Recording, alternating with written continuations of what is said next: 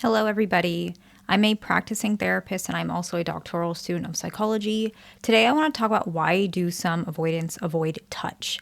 This is something that some of you guys bring up, even in terms of long term marriage. I've had calls with some of you guys, and some of you guys are married.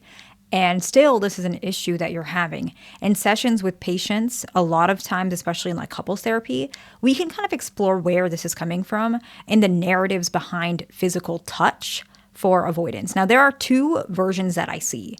Some avoidants are very uncomfortable with physical touch as the relationship gets deeper.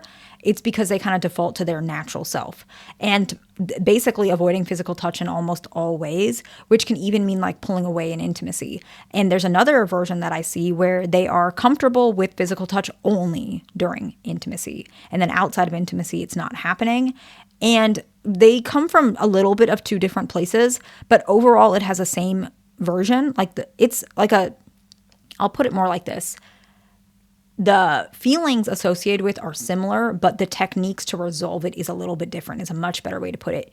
But normally, I'll just say that quickly how we can resolve it, and then we'll touch on why. When an avoidant is overall uncomfortable with touch, usually when they pull away in the bedroom or maybe they're avoiding bedroom intimacy, this one is avoidants who they have more stronger control issues. And so typically the way to resolve that is actually building more trust and being a little bit more comfortable with the way they want intimacy, not entirely. You're not going to give it to them the exact way they want. That's not healthy. But a lot of times they might have very much control issues. And you'll know if this is the partner that you have because they're more comfortable touching when they're in like a better mood.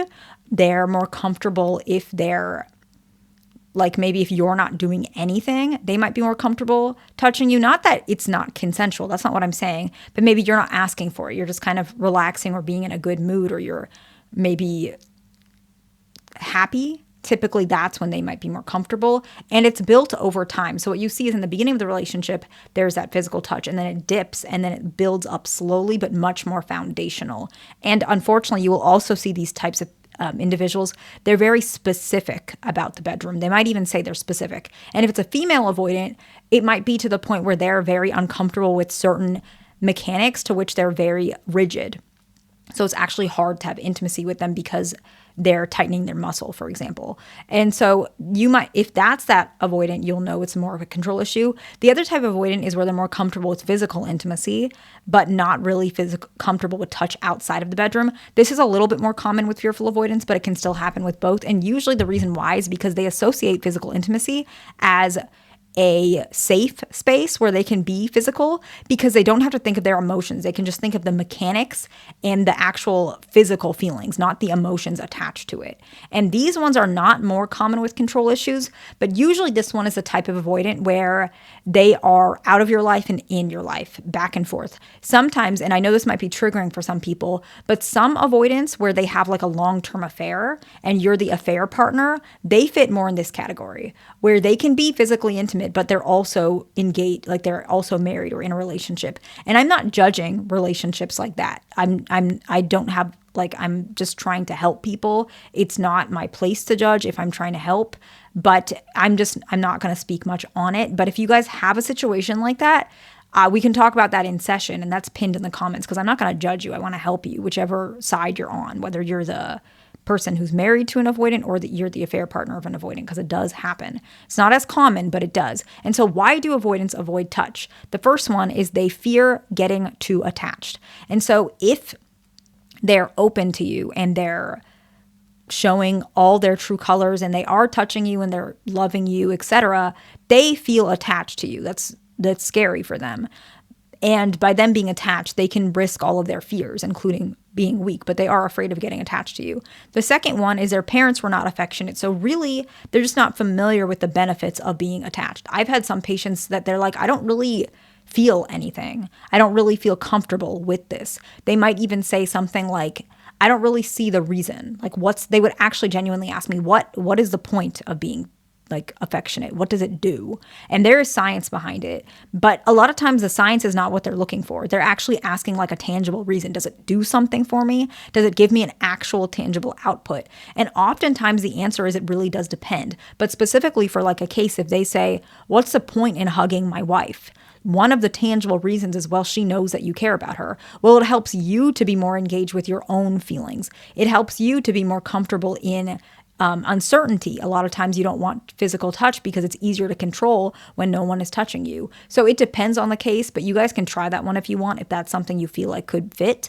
The next one is they were reprimanded as a child for wanting physical touch. And reprimanded doesn't have to be abusive. People get this confused. For fearful avoidance, it might be. For a dismissive avoidant, it might just be stop being so needy. Like, or you're a man, you don't have to feel that way, or you're whatever it is. It doesn't even have to be a man, right? Avoidants are not always male, but they're going to use something to say, you don't need that. You're strong. You don't need to stop acting like a toddler, or stop acting like a baby. You're 6 years old, even though it is a kid, and 6 years old is, you should have physical touch, but their parents have this really high expectations. What I see a lot with avoidance is their parents treat them as treat them like an adult, even when they're a child. Interesting enough, my mom admitted this to me. As you guys know, I've told you before, I used to be avoidant, and my mom admitted to me, like, and she, apologized for this. My mom's anxious, preoccupied, by the way. My dad's dismissive avoidant, but she admitted, like, because she was always so emotional, she actually admits that she treated me as an adult. Like, she saw me as an adult even when I was young.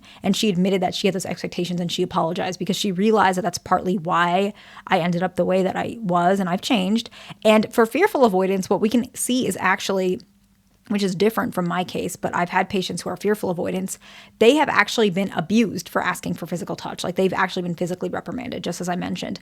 Not necessarily their parents were just expecting something of them, but more so actually physically abused. But dismissive avoidance, it's not usually abuse. It's just simply that their parents just had a different way of expecting physical touch, or thinking that physical touch should be something that only very little kids need. You don't need it now because they assume that you're an adult at that point. They don't want to see you almost as a child, because sometimes they need you to be strong for them, which is not healthy, but it happens. Or they have high expectations of you because they are also avoidant. So the next one is that they believe giving into their desires for human connection is a sign of weakness. And by doing so, they can be exploited. And so they're concerned about that. The next one is they're actually afraid of becoming more affectionate towards you because it means you may have leverage over them. So you might actually be able to control them now that you know their weakness, which is you. So the more you're affectionate, and they're affectionate back, you will be able to see the things they like, what types of touch they feel. So let's go ahead and talk about intimacy in the bedroom, which I can't talk about too much on YouTube, but if that's something that you are struggling with in your marriage or relationship, just you can book a call with me. But I'll still touch on a little bit in case you guys are needing some of that information. A lot of times, avoidance, like I said, they're very specific. And if they give in to those things and tell you, then you can use that to your advantage to humiliate them, to make them feel good and then hurt them, to make them get really attached to you and then take advantage of them. I'm not saying you would do any of that. I'm truly not. But I want you to understand that this is where the fear comes from. I'm not saying you would do that. And the last one is, if they show affection, they're afraid that you'll keep asking for more and they can't meet your needs. And so they're just afraid that they're going to be a failure. And that's one of their biggest fears, right? And we've talked about this on this channel many times. And so they fear getting too attached. Their parents were not affectionate. They were reprimanded for wanting physical touch. They believe giving into their desires for human connection is a sign of weakness. They're afraid of being more affectionate towards you, where you will have leverage over them. And they fear showing affection, that you will just keep asking for more. So I hope this video is helpful to somebody. Please like, subscribe. I'll see you in the next one.